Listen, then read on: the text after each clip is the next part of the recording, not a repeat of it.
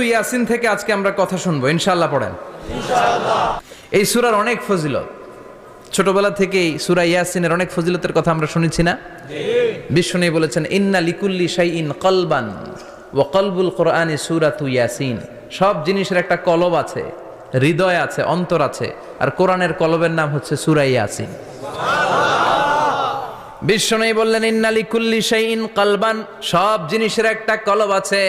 ওয়া ইন্না কলবাল কোরআনি সূরাতু ইয়াসিন, আর কোরআনের কলবের নাম হলো সূরাতু ইয়াসিন। মান ক্বারাআ সূরাতা ইয়াসিন মাররা ওয়াহিদা, একবার সূরাতু ইয়াসিন তেলাওয়াত করলে 10 পারা কোরআন খতমের সওয়াব হয়ে যায়। বিশ্বনবী বলতেন ইন্না ফিল জাসাদি মুদগা, দেহে একটা গোশতের টুকরা আছে। ইযা সালুহাত সালুহাল জাসাদু কুল্লু, এই দেহের গোশতের টুকরা যদি ভালো হয়ে যায় পুরো দেহটারে ভালো করে দেয় কে? আল্লাহ।